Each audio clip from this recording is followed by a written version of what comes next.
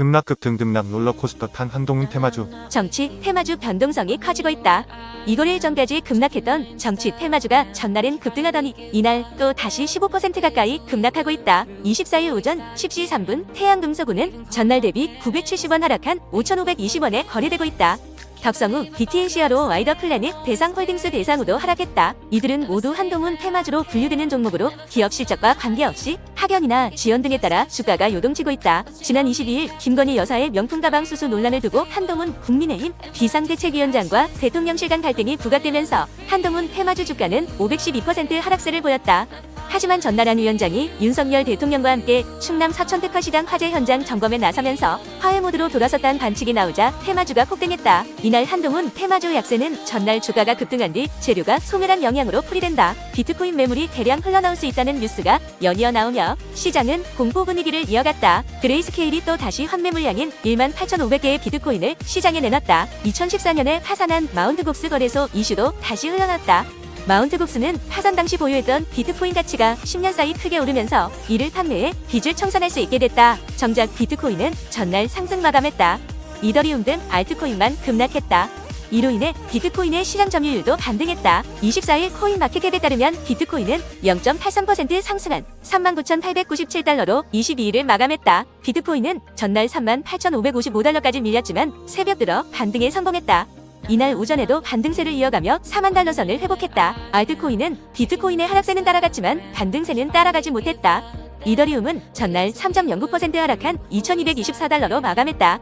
리플은 1.74% 하락했다. 알트코인만 하락하면서 비트코인 점유율도 다소 반등했다. 이달 중순 51% 초반을 유지하던 비트코인 점유율은 23일을 기점으로 52%에 근접했다. 비트코인 점유율은 가상자산 시가총액에서 비트코인 시가총액이 차지하는 비중을 뜻한다. 통상 비트코인 주도의 하락장 초기나 상승장 초기에 비트코인은 점유율을 올리면서 독주하는 모습을 보인다. 전날 시장엔 마운트곡스 이슈가 또다시 전해졌다. 코인데스크 US는 일부 마운트곡스 해킹 피해자들이 거래소로부터 비트코인 BCH 상환을 위해 거래소 신원인증과 계정 세부 정보 확인을 요청하는 이메일을 받았다고 보도했다. 가상자산 이용자들은 마운트곡스가 비트코인을 상환하면 피해자들이 받은 코인을 시장에 대량 매도할 가능성이 높다. 마운트곡스는 지난 2010년 일본에 설립된 가상자산 거래소다.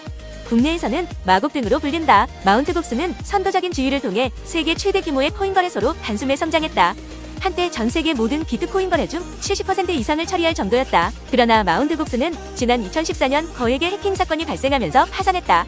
85만 개의 비트코인을 도난당했다. 그레이스케일은 23일 18,500개의 비트코인을 코인베이스로 이체하며 8일 연속 이체를 기록했다. 그레이스케일발 비트코인 매도 압력이 쉽사리 줄어들지 않는 모습이다. 블록체인 데이터 분석업체 크립토컨트에 따르면 현재 글로벌 가상자산 거래소가 보유한 비트코인의 총량은 210만 5,158개로 전날보다 0.5% 늘었다. 미국 투자자들의 매수 심리를 나타내는 코인베이스 프리미엄은 0.05%로 글로벌 투자자와 비슷한 수준이다. 크립토컨트에 따르면 한국 시장의 매수 심리를 나타내는 김치 프리미엄은 3.0%다. 선물 시장에서 포지션을 아직 청산하지 않은 계약 수를 나타내는 미체결 약정은 전날보다 0.54% 감소했다.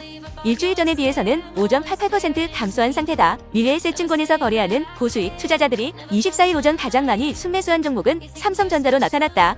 펌프 펜피드 루닉, 펄어비스, 에코프로머티 등도 순매수 상위권에 이름을 올렸다. 이날 미래에셋증권에 따르면 미래에셋증권 주식거래 고객 중 최근 1개월간 투자 수익률 상위 1%에 해당하는 주식 초보수들이 오전 11시까지 가장 많이 사들인 종목은 삼성전자로 집계됐다. 삼성전자 주식은 오전 11시 기준 전거래일 대비 2.3% 내린 73,600원에 거래되고 있다. 삼성전자는 2일 79,600원까지 올랐다가 하락세로 전환, 18일 장중 77,000원까지 떨어졌다. 이후 23일까지 주가가 소폭 반등했으나 이날 상승분을 반납했다. 올해 반도체 업황 개선 기대감이 여전한 상황에서 최근 삼성전자 주가 낙폭이 과다하다고 판단한 투자자들의 매수세가 몰린 것으로 풀이된다. 삼성전자는 올해 5세대 고대역 폼 메모리 샤인볼트 등 최신 HBM 생산 능력을 2.5배 확대하기 위해 설비 투자를 단행할 예정이다. HBM은 그래픽 처리 장치, 중앙 처리 장치 등 연산 장치 바로 옆에 붙어서 데이터 연산에 필요한 정보를 빠른 속도로 전달하고 기억하는 장치다. 혼합 현실 기기를 비롯한 신종 정보기술 기기, 챗GPT와 같은 최신 소프트웨어가 빠르게 발전하는 가운데 새로운 형태의 맞춤형 DRAM을 선제적으로 출시하겠다는 계획이다. 순매수 2위는 HPSP다. HPSP는 전 거래일 52주 신고가를 경신했지만 이날 오전 11시 현재 5.98% 내림세를 보이고 있다.